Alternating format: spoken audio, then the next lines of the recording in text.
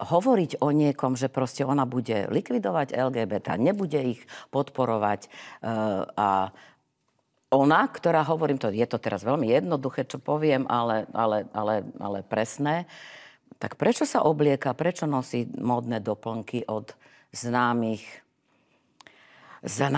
týchto výtvarníkov a kostýmových návrhárov, ktorí sú gejovia? Ak je taká konzistentná, tak teraz budem trošku na ľahšiu tému to dám, tak nech si urobí kabelku zo šúpolia, hej? Ale tým nechcem zhadzovať ľudové umenie, aby bolo jasné, áno.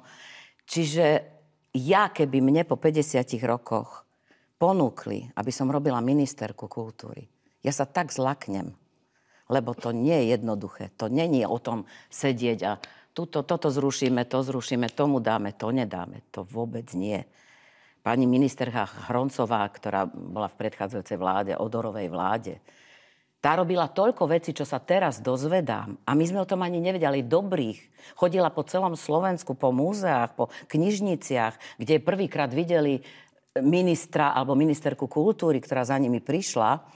A o tej vláde vedeli sme, že sú, ale žiadne hádky, žiadny chaos nebol a robili si svoju robotu.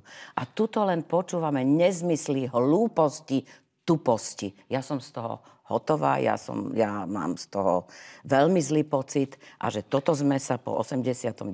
takto dostali až do takéhoto štádia. Dúfam, že nebudete mať z tohto nepríjemnosti. Čo ja to asi nie. A keby aj, tak ma už nikdy nezavoláte. Je to jednoduché. Takže tak. My sme ale pani ministerku niekoľkokrát pozývali aj do tejto relácie a neprišla. To tiež treba povedať. Ja by som povedala, že viete, prepáčte, že vám skáčem do reči, ale myslím si, že každý poslanec, ktorý je v parlamente, by mal podpísať takú zmluvu, že minimálne raz do mesiaca pôjde do nejakej politickej debaty. Aj aby sme vedeli, čo ten rieši, či má nejaké návrhy, či nemá. Však ja z tých 150 tam poznám možno 10, lebo ich vidím, no ale nepríde ministerka, nepríde do debaty. No to je veľmi jednoduché, viete. A keď je spravodlivý, ale nehovorím len o nej, hej, aj o mnohých. Nech prídu. Politici vo všeobecnosti. Vo všeobecnosti. Áno, uľahčili by ste prácu novinárom mnohým, lebo by museli prísť. No.